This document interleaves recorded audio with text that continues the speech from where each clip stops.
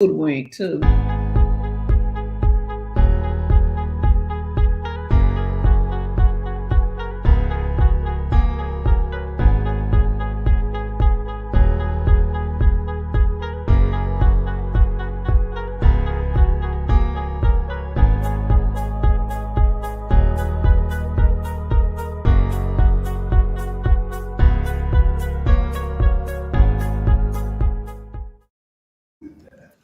Good morning, everybody. How's you doing on this beautiful Wednesday? What up, good people? It is time for Access Denied. But before we get in, everybody start to check in. Please like and share this so everybody can see it, and I'll pull it up on here. But just how's your week started off, Sonia? You know, it's Wednesday, it's hump day. Yesterday, I think the high got up to about 75, 80. Today is another good day, but how's your week started off? Oh, my week it's starting okay. I can't complain. Yeah, and I'll start myself. I see we got some people jumping on. Just coming back from the June, last week was a big week. It was Juneteenth. It was Father's Day. And so it was a lot going on. I seen all the pictures. I saw Nashville was jumping, whether it was Buchanan Street or Hadley Park or the Fort Negley. It was a lot of excellence going on around. Man, good stuff. See, we got Irie signing on. Guys, be sure to like it and share it to put it on out there so people can see it. All right, see, we got Cliff. We got Miss Bobby, Miss Zerka. How you doing, ma'am? We'll be seeing you soon. We got Miss Joyce. We got Cliff. Thank you guys for joining in. Oh, y'all on here real quick today, baby. Yeah. Come on now. Come on in here. We got some stuff. We got some stuff we need to talk about. Yes. Woo. Jeez. Yeah. And as we're gearing up, I want to give a big shout out to one thing that I've been just watching this summer over at Mount Carmel. Miss Stacy Campbell, who has gone through our fellowship as well. Her and her husband, Bishop Campbell, are doing an awesome job at the summer program over there at Mount Carmel. Just as I look at the pictures, they're bringing guest speakers in. They have a food program for the kids. And so it's really good to just see that group still connected to our kids over the summer, even with promising scholars. I saw that it was at a park. I was like, man, I should have signed my son up for the Mount Carmel summer camp. Yeah, they got it going on. I've been looking at the pictures. If they actually, Stacy and Bishop Campbell, I reached out to y'all. Y'all might have got an inbox about 3:00 this morning too, because that's my high thinking time. Mm-hmm. Would love to hear more about what you guys are doing. You represent what true servanthood like, and what true leadership looks like, and we celebrate you. Amen. Just putting it out there for a little bit. And so today we're gonna talk about a couple of things. We're gonna talk about how is the summer going education-wise, as Promising Scholars looks to. I think this is it ends July 2nd, so we got another full week, and then they'll cut that off. So what are parents' expectations as we start to really get ready for August? We'll talk about the bus tour. So there is the Commissioner of Education, Dr. Penny Schwinn, is on a bus tour circling around the state. We'll talk a little bit about that. Of course, we'll talk about all things Metro Nashville Public Schools, as we had our board meeting last night, and things that are coming on the horizon for that. And then also just to hear from you guys, what should we be looking out for? What are events as we think about back to school events, and what are you guys still planning for the summer? Good morning, Jordan. Thank you for checking in.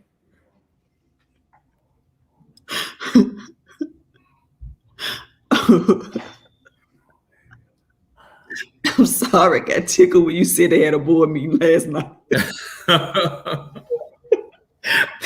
It's as if something just came over me and started tickling me.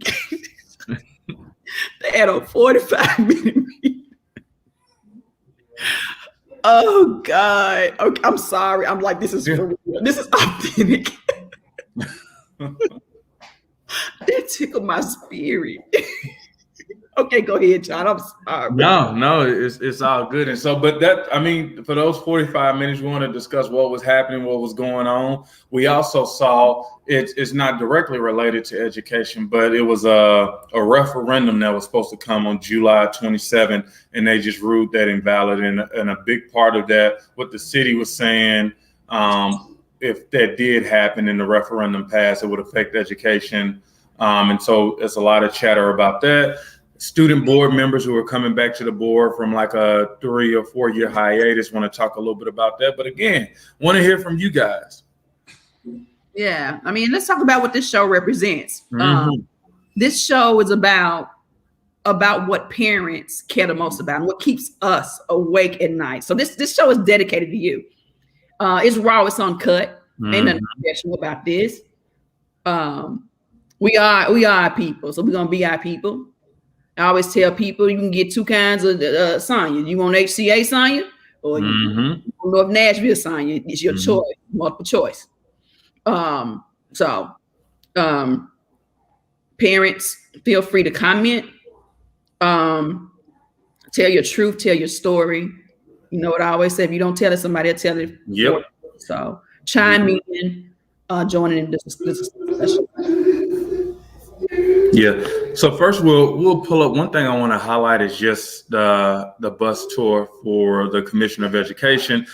Just read a little bit about it, and then we'll talk about it, and then we'll jump to the next topic. Let me go through on tab. Let me blow this up a little bit.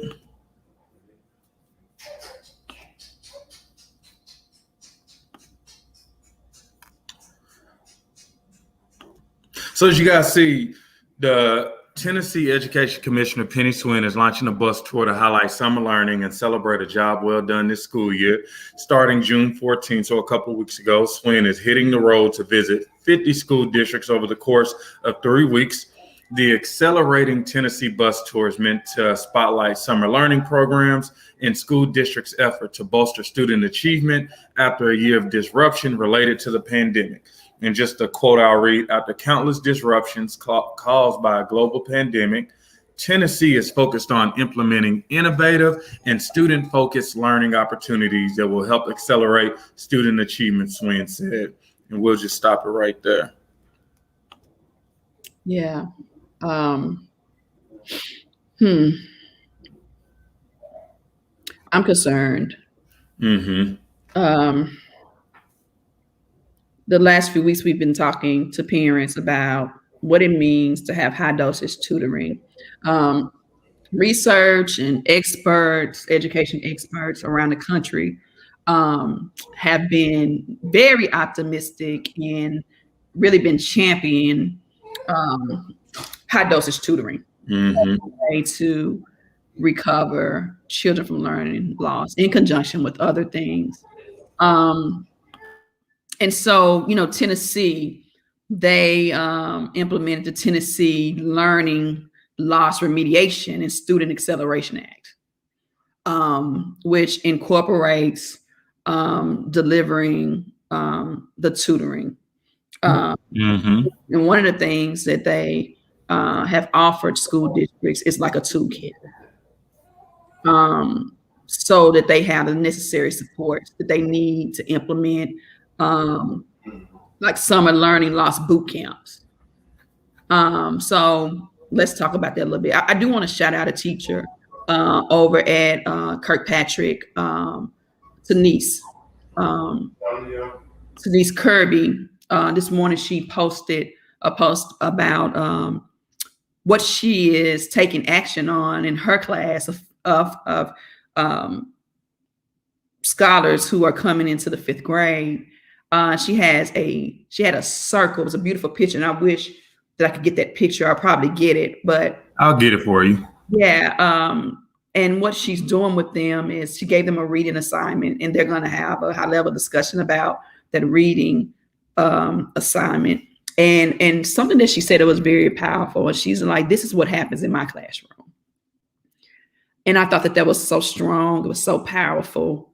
And I wanted to shout her out for the great work that she does. And, you know, just kind of just shout that out. Because that's wonderful to see that happening in her classroom. So I wanted to shout that out. And yeah, and I agree. And I got the picture right here, and that's one thing I was about to comment, but I had already seen you comment. I was like, that's innovative, and those are the things and the tools we need.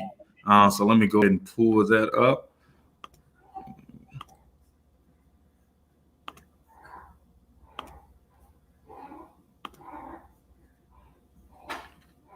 And that was just a beautiful sight to see. Yeah. You know what stood out? It was the quality and the attention to detail. It's not that it was a circle. It was something that was planned. It was well thought out for the betterment of our children. And we just got to appreciate that, because we know life is busy, life is hard. And so when you see a teacher taking the time to really dig deep with our students like this, that's the important piece. That's what students notice, because as kids, we remembered the good teachers, and it was quite a few. I still connect with some teachers on Facebook. Shout out to Miss Stroud and Miss Quick. And then we had some teachers that I done forgot about because they were not memorable with the education or just how we felt they cared about us. And so when I saw this, that's what I enjoy, and that's what I can really appreciate. Oh, it was my favorite word. It was so intentional. Yeah. Aristotle says it best. He says that excellence requires you being intentional. Mm-hmm. And but her, I don't know if you saw her hashtag. Mm-mm. Her hashtag was what made it so strong. And she was sending out a message. Mm-hmm. She sent out a message. I'm trying to find it. And what I saw in that message was no matter what. No matter what. No excuses. Wow. She says, this is what education looks like when you learning with me. Mm-hmm. And I thought that was so powerful, because she's taking ownership. Mm-hmm. And then there's some relationship there too, because I know Miss Kirby. Mm-hmm. I know what she brings to the table. And I know that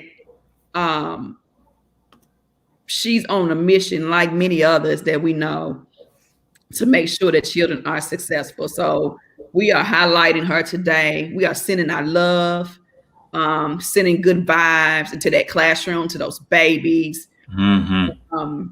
For the excellence that Miss Denise Kirby Brown, she got several names, is providing over there at Kirkpatrick. And shout out to her. I mean, it just warmed my heart.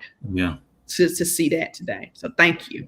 Yeah, amen. And let me say, just noticing, just looking at the board today, like first, like shout out to the, we're just going to do some parent shout outs. I see Clifton, I see Miss Zerker, Miss Gardner, Mr. Driver, Miss Groves. But we got some new Jordan Majors, who was at our campaign meeting, putting in work as we get ready. But also, let me see some new people. I see a John Good. I see a Big Nod King Farrell. I think we had a one-on-one the other day. I see Erica Harding.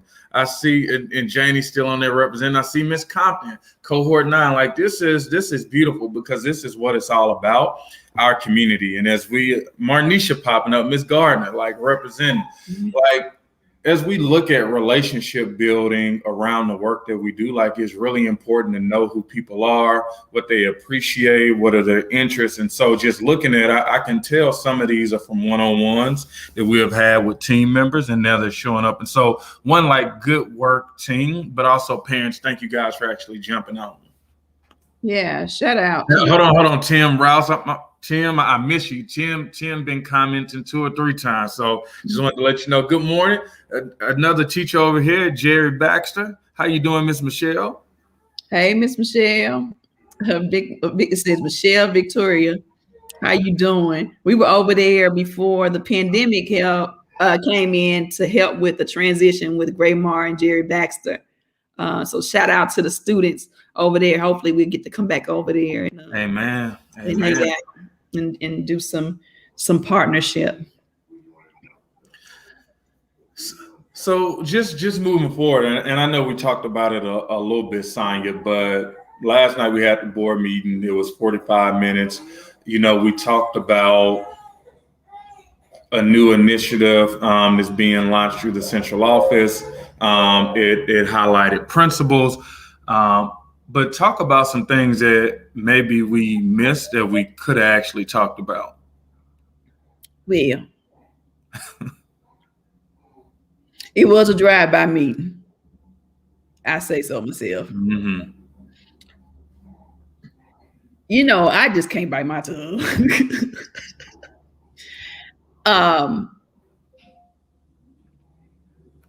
I ain't never seen nothing like it. With everything that's going on and all that needs to be done. What I'm gonna give you an overview of what I saw. We can break it down. Was excuses in defense. I have said this for over 2 years. I never hear solutions. I hear a lot of excuses, which there probably are some solutions being communicated. But when you give more excuses as to why something can't happen, it just overshadows any kind of success that you talk about. And it's just so draining to hear that. Like, I felt like we was in court hearing somebody's defense as to why something happened. Why we don't have high dosage tutoring. Why promising scholars is the way that it is. Why we don't have, that one almost made me fall off the sofa. Mm-hmm. None of y'all understand. You don't understand the budget. Mm-hmm. We don't get all the money at the same time.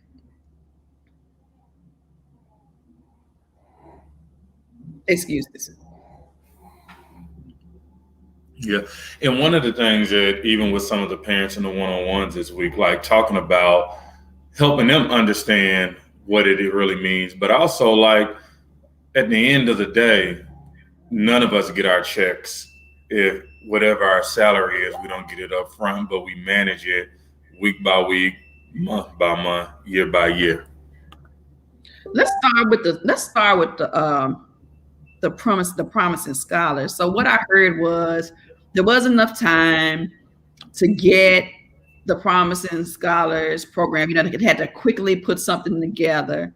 Okay, that's not true because there's a whole toolbox. I'm looking at it right now that is provided by the Department of Education.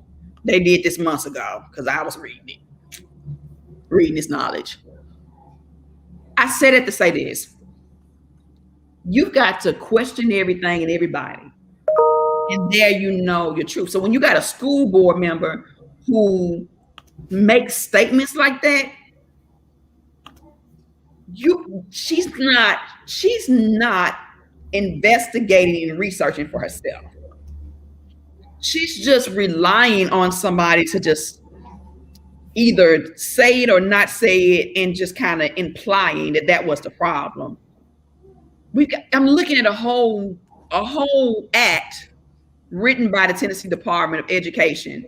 I myself have seen how they have pushed the districts to use their toolbox myself. So, you know, I know that people watch our show and some people don't like the things that are said, but we're gonna say the truth. The thing is, accountability is everything. And so if you don't like it that you being held accountable or you being questioned, then go to bed, put the cup over your head, because we are teaching parents to question everything. We've been betrayed for so many years, for too long. And it's uncomfortable to have to answer these questions. But when I hear a school board member just sit and practically defend instead of holding accountable, that concerns me, because that is a role of a school board member, Yeah. to make sure that there's academic achievement, that they oversee the budget, Mm-hmm. so it's being complied with, and that it has integrity, and then they manage director of schools.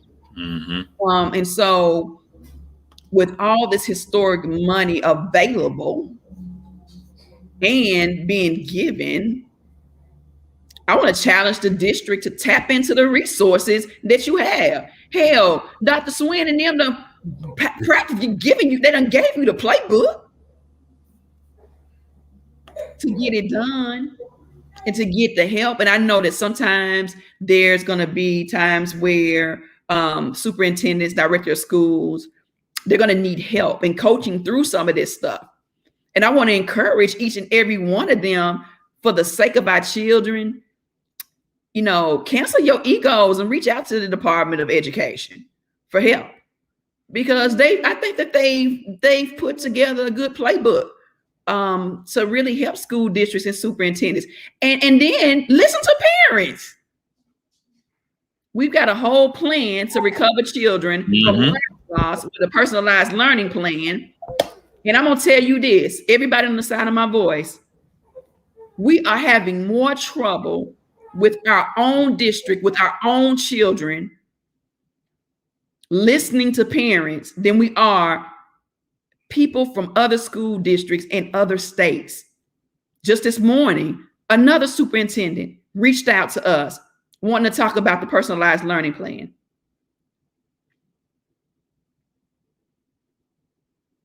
But our own superintendent or director of schools don't want to include Nashville PROPEL parents. A stranger in your own town. But that's okay, because I think it's shameful. Yeah, and it's okay. And we know when we talk to parents and we listen to parents that these are things that they want. We understand that to get parents to the table, you got to listen to what are their concerns, what keeps them up at night. And when we talk about personalized learning plan, like that excites them because they realize that each of their kids are individuals. Even if they got multiple kids, your kids are all different and they don't learn the same. And so when we talk about this, that's what they get excited about. They do. And it's so funny, as we listen to them, they name it first a lot of times. Mm-hmm. Like what you just said, my child, my child needs something different from another child. Yeah. I mean, they name it. Yeah. And I think, and oftentimes we get this huge smile on our face, because they get it. I think the board members get it. The director of schools get it. I think they get what we're saying. I think that they're anti-parent. And until they show me different, you anti-parent. Mm-hmm. I don't care what other organizations you work with. If you're not working with a parent-led, parent grassroots organization that's with parents from your most struggling communities, you ain't doing shit. Mm-hmm. Oh, excuse me. Yeah. I'm for saying that. But you're not. You're not doing the work. Yep. And the gift and the curse about even the work that we do, like hearing those stories. We heard from a parent yesterday how she tried to stay in school. She made it all the way up to high school and she ended up dropping out. And I was like, but what's your biggest fear? What's your biggest concern? That her child will repeat the same process that she did because he's not getting the support she needs. And I was like, what keeps you up at night? She was like, that's what keeps me up at night. What parent wants their child to go through the same right. that they through? I don't know a parent that wants their child to struggle. Yeah. I don't struggle. Yeah. John math grade this year was a struggle. I don't never want another parent or child to feel the way that I felt when I learned that my son was not receiving quality. That's why I do this work. I never want a parent to not be able to carry out the vision for their child. Mm-hmm. John, I don't think we've met a parent yet that doesn't love their child. Yeah, you know, with the parent I'm referencing, we were supposed to start at one time. She didn't get on to 30 minutes later, but she was like, she's picking up, she's dropping off, she gotta get her grandkids. But once she calmed down and started talking, it wasn't about that she didn't care. She got a lot going on with just trying to keep up in life, but she let it be known. Like she said, this is something I've been working on since he was in kindergarten. And don't a lot of us know that feeling. Right. The sands of the hourglass running out. Mm-hmm. So are the days of our lives. Mm-hmm. That always resonated with me. Even as a child, them turning over that hourglass and the sand going through there. Yep. Time's ticking. When Aunt Mary and them used to watch the soap opera. I remember after The Price is Right goes off, them soap operas would come on. The soap operas come on, that hourglass come on, Days of Our Lives. And every time that thing turned, I just watch it. Mm-hmm. And that's how we feel about our children. We watching those pieces of sand, which represent our children, their days running out, man, while people playing with them in their most formative years. Yeah. This is a parent we met yesterday, and he says he always wanted better, pray for better, seen him progress. He just had a kid that graduated, so we talked about that experience of just going through. And like you said, like he wanted better. He even prayed for it, and he's seen the progress. And I know he's excited because his son just graduated. But that's every parent's dream, like to want better, to be better, to want it and to be better. Yeah. And I mean, shout out to this father. Mm-hmm. I'm going to make you one promise. We're going to teach you what you need to know. Mm-hmm. So that you can demand better for other kids and your kids. That's one thing we're going to do. It's not the conventional way. We're not going back to business as usual. Mm-hmm. We're not going to be told what to do.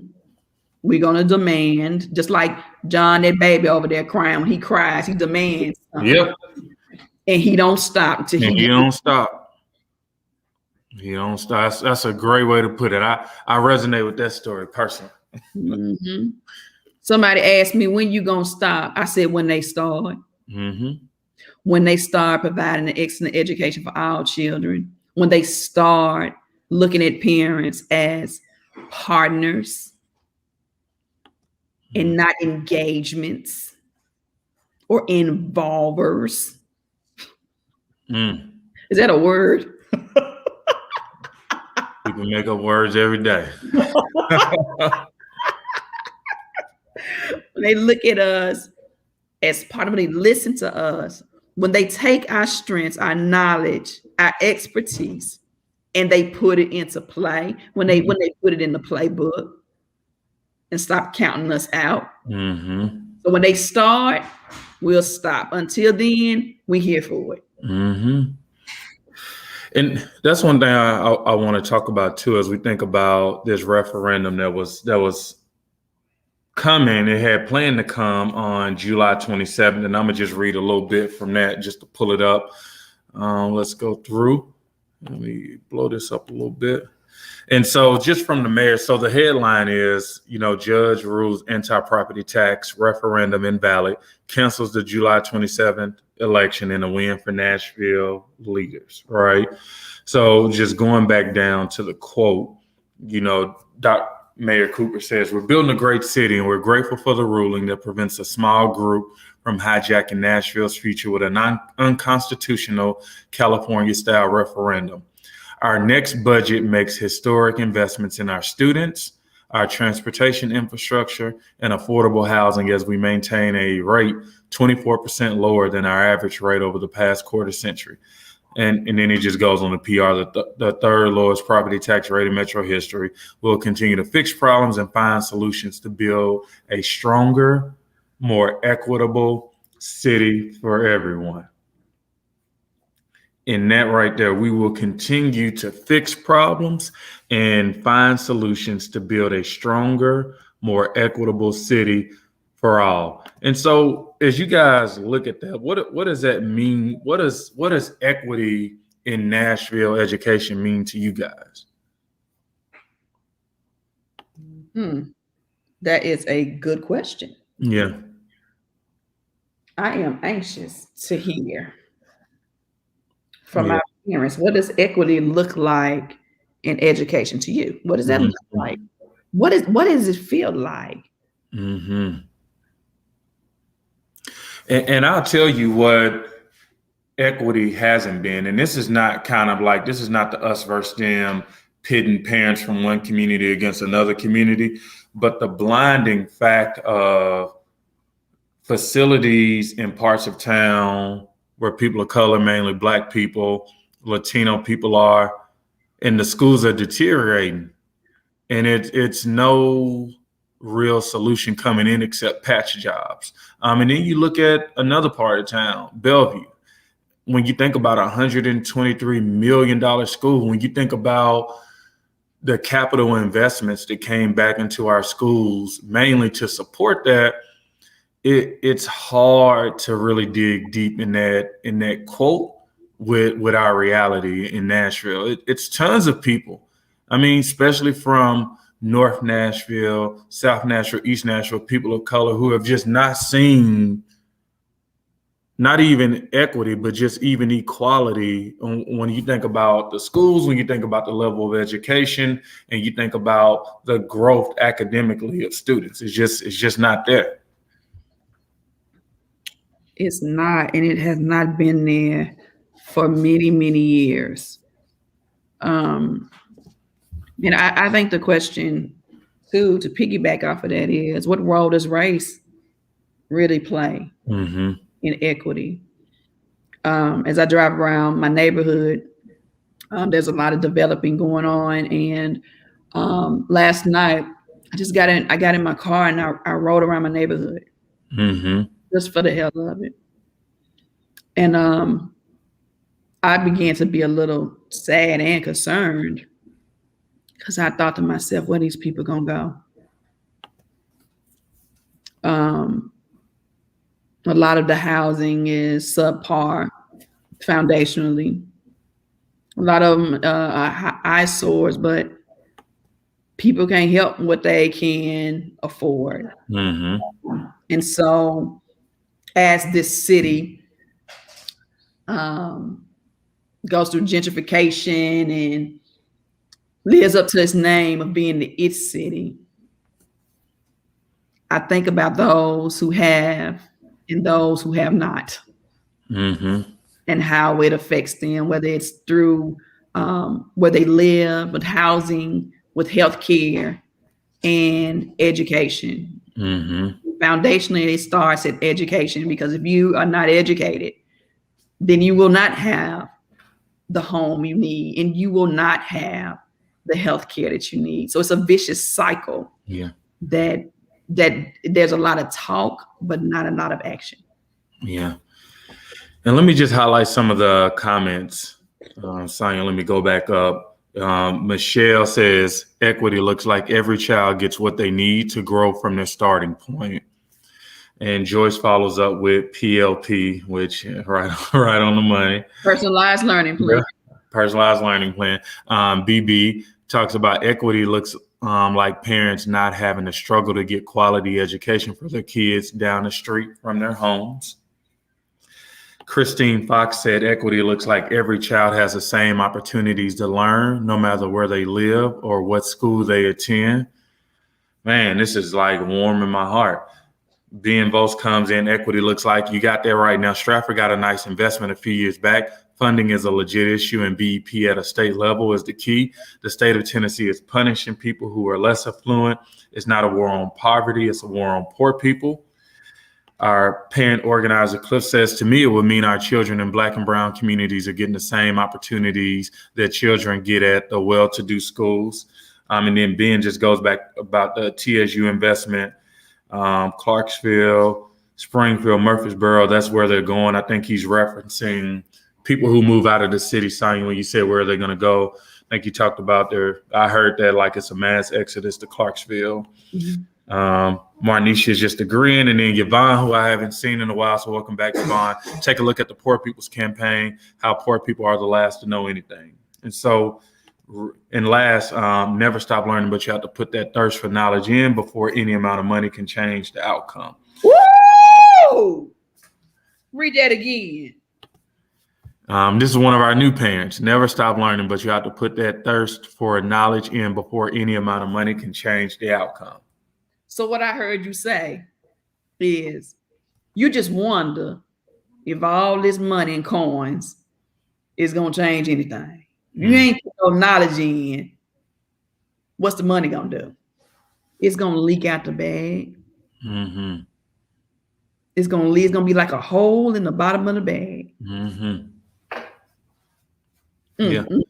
The richest, the most banks that have the most cash on hand charge you the most fees. Not every quarter they post, like when I was looking at Wells Fargo or Bank of, well, I'm gonna just say in my personal opinion, Bank of America milked me dry. It's like they're making record profits. So it wasn't about the money. It's the process, it's the plan. And if it's not a plan to provide the equity, the money is gonna leak out the bag. So Ben, my good friend Ben, talked about BEP funding and those types of things. What better way to fight for more funding and a formula than to implement personalized learning plans? Per pupil spending, personalized learning plans, equity. Yeah. That is the game changer. I don't care what y'all say. You know what? It's the game changer.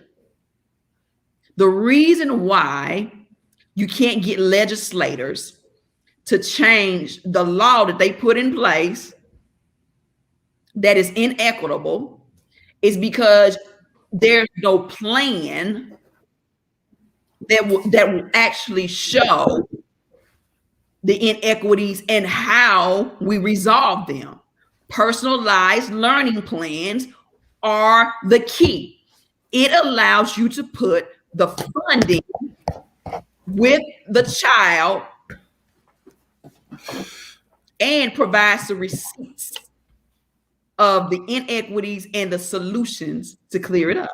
See, and I like where you're going, Sonya, because one thing we can say, when you personalize the learning, you look at what each kid does need. Like, so, you know, your son may need different from my son, right? And so then you can actually put a cost to that, right? You can say, hey, for this kid, it costs this amount. For this kid, it doesn't cost that much. And there you go. And so boom. It's a different way to think, but it makes sense. It's the way we've been doing it is just antiquated. The way we've been doing it, don't nobody hear that war cry for money, because you know what they say. Well, what you gonna do with it? You can't even prove to me. Yeah. You can't even prove to me what you're doing with the child. And that's the accountability. So with the state, when they talk about accountability, they're talking about data. Mm-hmm. The way to kill the inequity problem is a personalized learning plan. Mm-hmm. But nobody wants to listen to parents. And we got the game-changing move that we've been talking about since April 2020. Mm-hmm. And let me tell you something. Keep sleeping on us, because like I said, a superintendent reached out this very morning wanting to meet with us. Mm-hmm. Consult with us about implementing personalized learning plan. And it's the second superintendent in another state that we're working with. Mm-hmm. This is the game changer. And just because the school district didn't come up with it, they don't want to use it. And I think that that's shade. That's some old sorority fraternity mix. You know what I'm saying? This is about children's lives here. I got the cure for cancer. You telling the parents, yeah, we know they got cancer, but we don't know what type of cancer.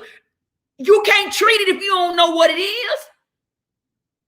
But when you know what it is, you got a dashboard, good assessments, and you got a plan,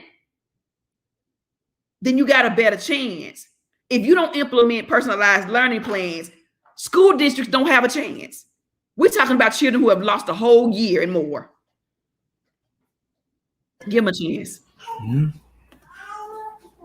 Yeah. Hey, Car, I know. Yeah, Gigi said it. Yeah.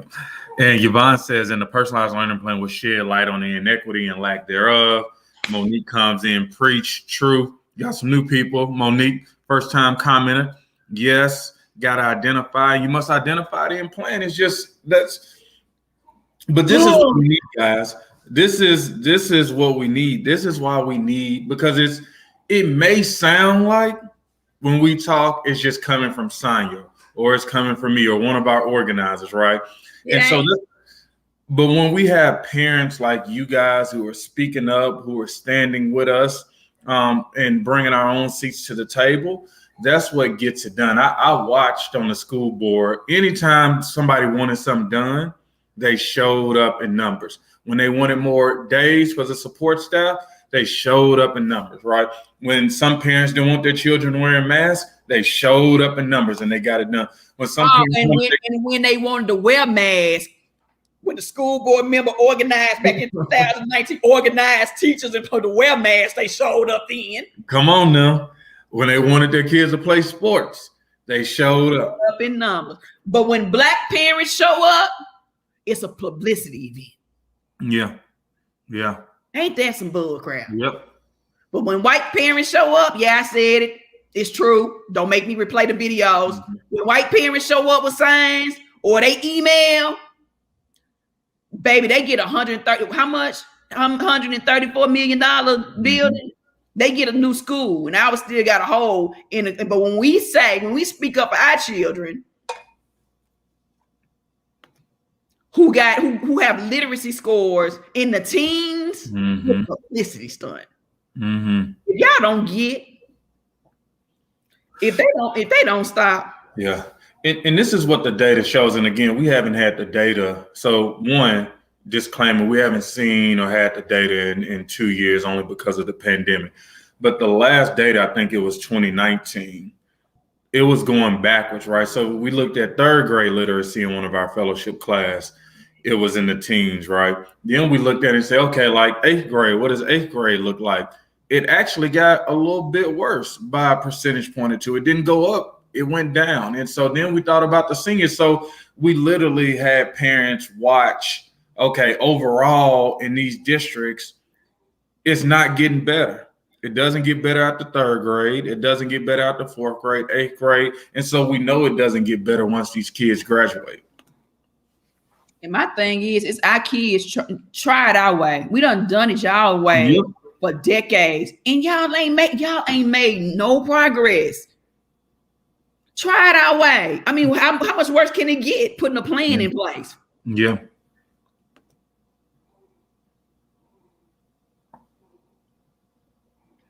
Says a lot of responsibility comes with this that the school board has not lived up to. We as parents need that accountability. Whoever it is, amen. Amen. I think they just don't want to eat crow. Yeah. At this point, when you know it's the game changer, and you still try to talk around it, like still talk about a dashboard, still talk about thing. When you go around the conversation, you don't want to eat crow. Mm-hmm. Y'all know what eat crow mean? Yep. I'm just gonna tell you, I'm gonna wear them out. I don't care. I posted on my Facebook today. Public service announcement. I am unbothered. Mm-hmm. When it comes to children, I don't care what you say about me, our organization. We don't care. We unbothered by that because we got receipts, and we've been asking for a plan to increase academic achievement in priority schools for 2 years. Mm-hmm. And we still ain't got nothing but excuses. Yep. And Michelle says we use individual plans for English learners, so they are helpful when implemented correctly. Come on. We just, yeah. Come on, Michelle. We use it for career readiness. But what we did was we took that and made it more robust and scaled it.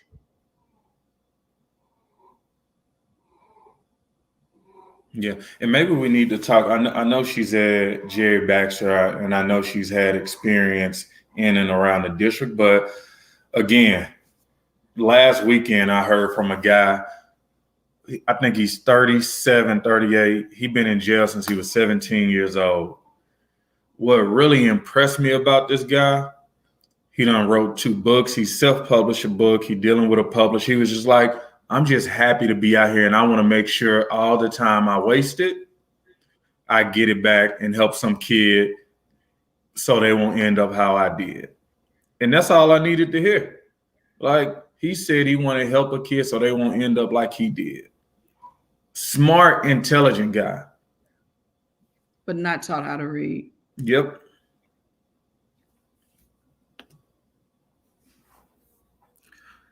So this is the journey. This is the challenge. This is why we do Access Denied. One to like talk about the issues, to bring like real news that's going on, to highlight parents, highlight individuals. We highlighted Miss Brown, who's over at Kirkpatrick, because like that's the work.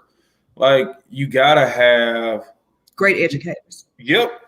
We love great educators. Yep. We can't do this without them. We can't, man. We can't do this without great educators, man. We cannot turn this ship around. Get on board with us, man. Like this right here, John, you told me yesterday that a teacher, and that wasn't the first teacher, said that it's a game changer and it would actually make things. I know. Say what was the line she said? It was a teacher that told us this. Yep. She said, this is a game changer. I don't know why we're not doing this.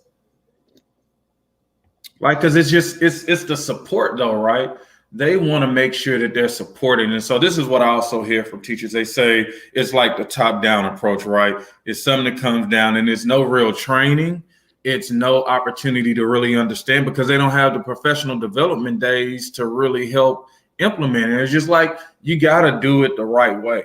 And it's just like our kids, right? If we have a plan for our kids, it's so much easier to coordinate as they go through school. But if you don't got a plan, things are going to go haywire. Like when I'm trying to put Carson down, if we ain't on schedule, if we don't have a plan for when he sleeps, when he eats, what I watch, when I let him get his little free time, like it's a different child. And that's how our children are. They love structure. Our educators need a personalized plan right now, because they're about to enter these classrooms with some really difficult challenges. Yeah. And let me tell y'all something. I know it's a lot of educators listening. I want to let y'all in on something. This is what y'all finna laugh about.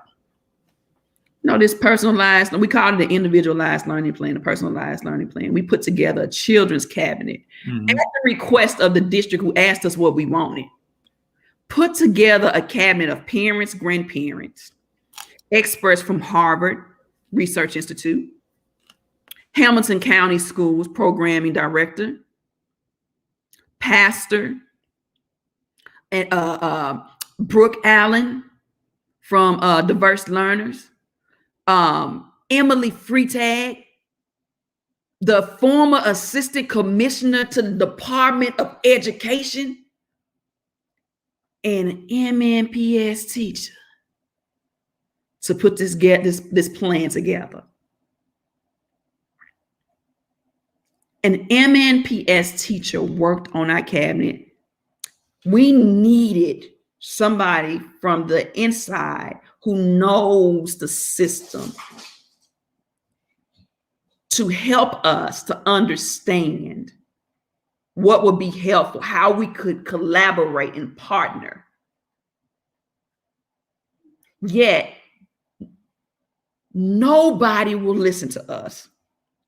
And I'm talking about a great educator who was recommended by 2 of my children. As a matter of fact, when I told them that she was going to be working with us on this, when I asked them who are the teachers, they were like, she is good. Wow. So this was not something we collaborated even with educators, to get this done for children. And here we are still waiting for what? Like, they cut the communication off because I asked for a plan and they didn't want to show me anything because they don't have anything. Yeah. And all they had to say is, I don't have anything right now. Can we meet, in 30 days and let's work through this? Yep. Everybody can give grace to that. Yep. And so this is what I'm going to say. In the city of Nashville, if you have lived in Nashville for at least 10 years, or you may be a native Nashvilleian, like myself and like Sonya, if you watch where we're going as a city, our city is growing, man. You see a lot of cranes up. You see a lot of good things happening in our city, right? You see these really good jobs coming, right? Amazon said the median job was like 80 or 100,000. And then you had Oracle come in and say the median job, the income is going to be 120. And then you think about the skill set it's going to take for these jobs, right? And you think about our school system when we look at those literacy numbers and you keep making that connection. Are our kids going to have access to those jobs? And it's going to be no. No, they're not. They're not going to have access to those. They don't even have access to quality education in their own neighborhood school. No. I mean, look, for far too long, people have promised us stuff. Mm-hmm. And so why should we have faith in a system that has promised us for decades? No. Mm-hmm. No, your word is not good with us. It's not. Mm. And so that's where we are. And that's why we do this work. Because again, like, I definitely want to talk about the now, but I also want to talk about what does Nashville look like in 3 or 4 years if our schools, if our kids are not getting that education, having access to those jobs, whether it's going to college to learn it or going through a trade. And then we already said, I think Thomas said, people are moving out in the exodus to Springfield, to Clarksville, to Murfreesboro. And so I always say we can ignore the issue of education until it hits our front door. When it hits our front door, we can't afford to live in this city. When our kids can't get the right jobs, there's a ton of jobs out here right now. Like, and they are like begging people to come work for them. But it ain't enough money. They paying people like $9-10 an hour. That ain't $12. $12. $15. I mean, you need at least an $80,000 income to survive in this. That's what the news said. Yeah. So ain't none of us surviving over here. Come on now. And so that's why we also fight, because if we don't hold them accountable now, there ain't gonna be room for us. There ain't gonna be room for us. I watched the lady sell her place in North Nashville for $60,000 cash money. Then after she sold it, she realized she couldn't go live nowhere. Yep, and they probably tore down the house on her property and built one and sold it for $400,000. Yep, we're getting ripped off, man. And it starts with education. It starts with education. And it's foundationally built on racism, redlining, monopolies, all of those things that have contributed to this. Mm-hmm. I think I was thinking earlier, John, about literacy and laws and lawmakers. Mm-hmm.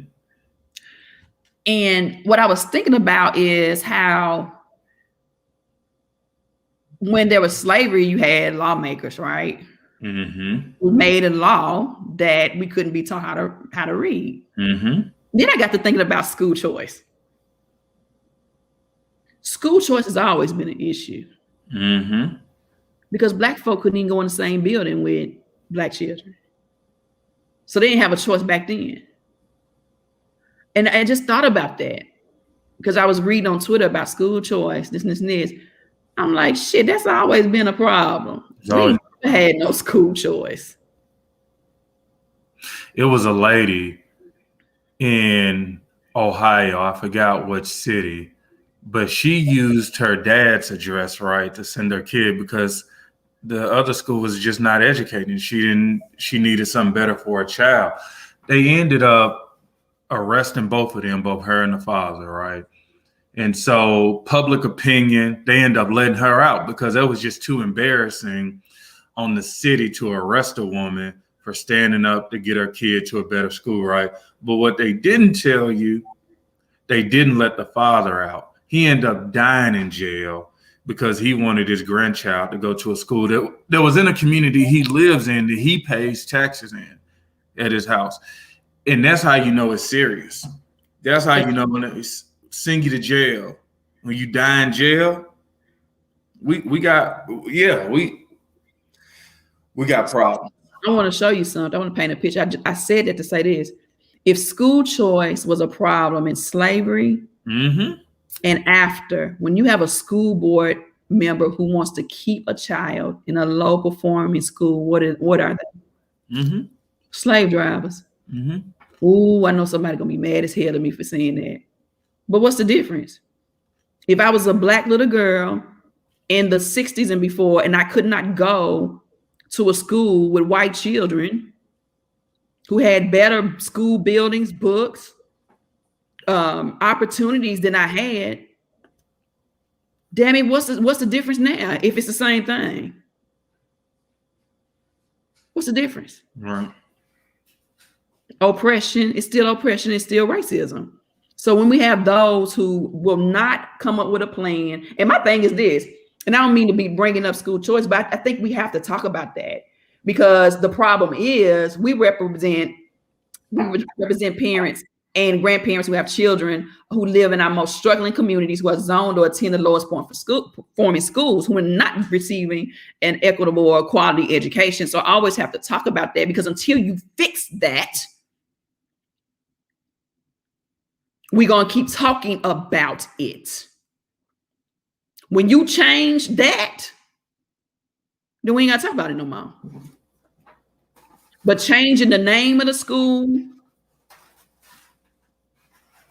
and not changing the culture and changing and increasing academic achievement in that school is not the same thing. This ain't that.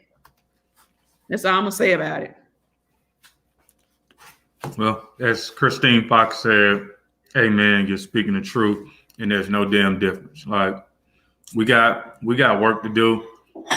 We thank you guys for joining in. Organizers, if you see somebody new on the feed, please reach out to them. I see a couple of people who have just been all in. We have some big things coming up. Definitely want to talk it over in a one-on-one.